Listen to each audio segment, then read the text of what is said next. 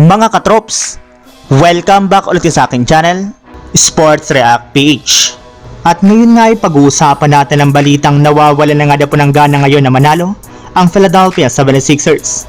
Pag-uusapan na rin nga natin dito sa ating panibagong video ang sinabi ni Jamal Murray sa pagkatalo ng Denver Nuggets laban sa Los Angeles Lakers.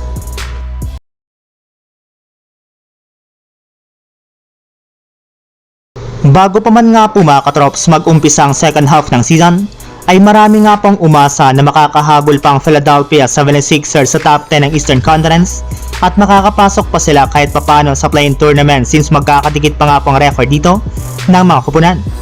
Ngunit mas lalo na rin naman nga po itong lumalabo matapos ang nakakahiya nilang pagkatalo laban sa Brooklyn Nets ngayong araw sa score na 105-103. Sa kabila nga po ng pagtatala dito ng double-digit points ng kanilang 6 na players sa paunguna nga po ni Tyrese Maxey na kumuha ng 31 points, ay natalo pa rin nga po sila dito mula sa isang buzzer-beating put-up ni Nick Claxton sa huling mga segundo ng fourth quarter.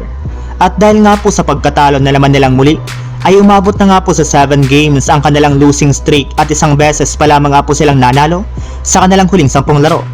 Umabot na rin naman nga po sa 1.5 games ang halamangan sa kanila dito ng ika-top 10 na Chicago Bulls. At sa ipinapakitang performance pala nga po ng 76ers sa mga nakalipas nilang laban, ay mukhang ayaw na nga po talaga nilang manalo at magkaroon pa ng pagkakataon na makapasok sa playoffs at maging sa play-in tournament. Samantala, punta naman tayo sa ating sunod na pag-uusapan sa sinabi ni Jamal Murray sa pagkatalo ng Denver Nuggets laban sa Los Angeles Lakers. Maliban nga po mga katrop sa Big Four ng Lakers na sina Austin Reeves, LeBron James, Luka Doncic at Rui Hachimura, ay pinuri rin naman nga po ni Coach JJ Redick sa kanyang post-game interview ang mga ginawang effort ng kanilang dalawang defensive player na sina Dorian Finney-Smith at Jared Vanderbilt nang pisigalin nga po nila ng gusto si Nikola Jokic sa tuwing hawak nito ang bola. Silang dalawa nga pong dahilan bakit nakapagtala si Jokic ng napakaraming turnover at naging limitado lamang ang mga ginagawa nga po nitong tira sa kanilang buong laro. Hindi nga po nila pinapabayaan ng center ng Nuggets na maging komportable simula umpisa hanggang sa pagtatapos ng laro, na isa naman nga po sa mga matagal ng case to win ng Lakers sa tuwing kalaban na lang Denver.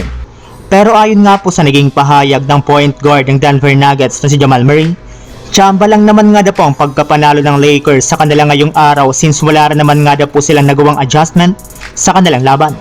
Nagkaroon lang naman nga po sila ng off night pagdating sa opensa at depensa na siyang rason bakit sila na outplayed at natalo ngayong araw, kaya wala nga pong dapat ipag-adala mga fans ng Denver Nuggets. So yun lang mga katrops, ang handog kong story ngayong araw. Sana nag-enjoy kayo, please like and subscribe my YouTube channel, Sports React PH, para sa iba pang story at update patungkol sa NBA. Kita-kits muli sa ating susunod na video.